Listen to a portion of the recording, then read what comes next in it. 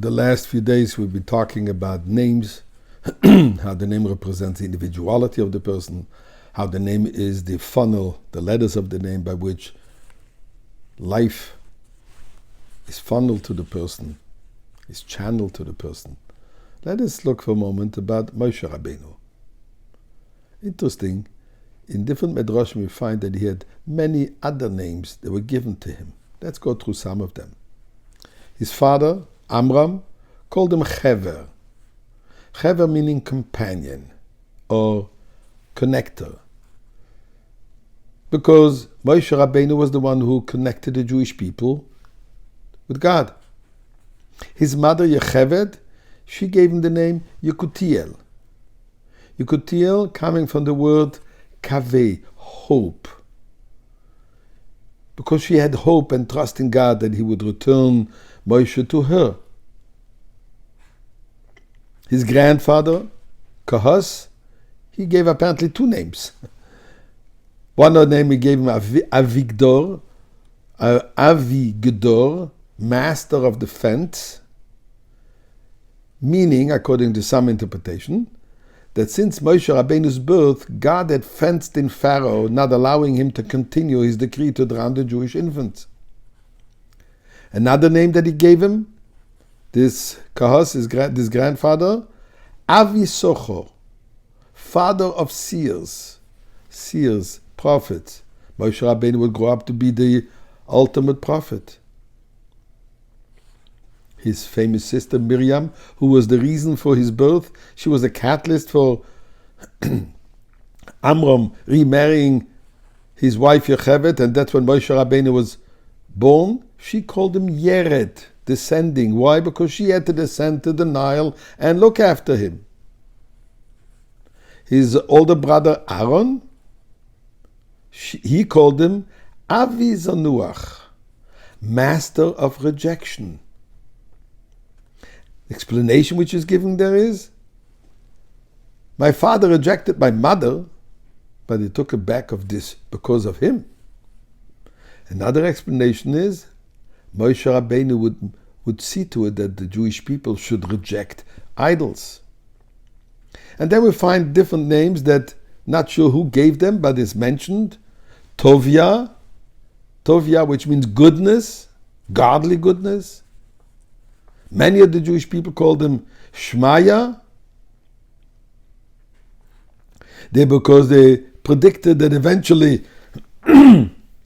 God would hear his prayers.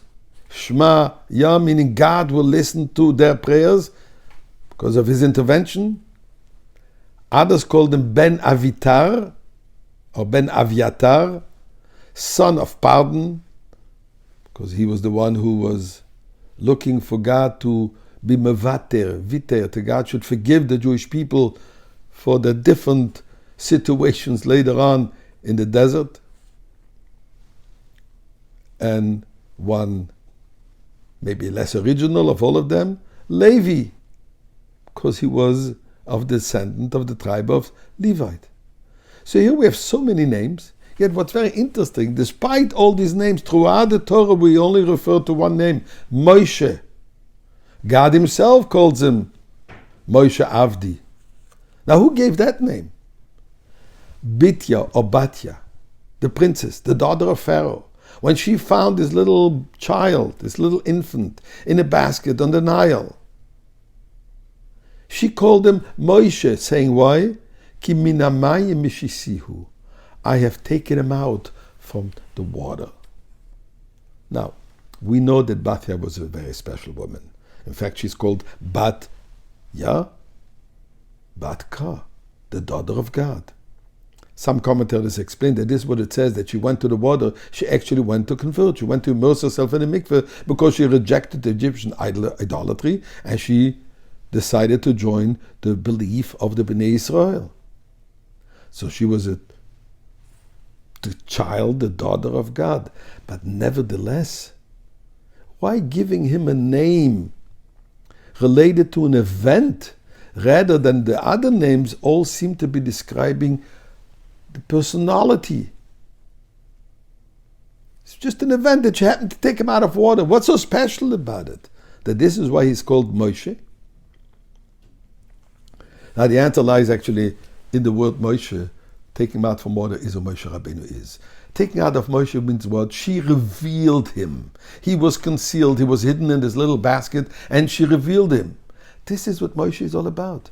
Moshe Rabbeinu is the one who, taking us out, revealing us from our concealment, from our hidden, from our darkness of exile, taking us out. Then, Moshe Rabbeinu is the one who revealed the Torah which was concealed, which in God he revealed it to us. His entire life was all about revealing who we are, and what is our destiny. And again, the destiny is obviously to reveal the inner dimension of exile, which is Geula, which is redemption. So Rabbeinu Shalom, it says, Moshe is the first Redeemer, is the last Redeemer. Please, come do your last job now.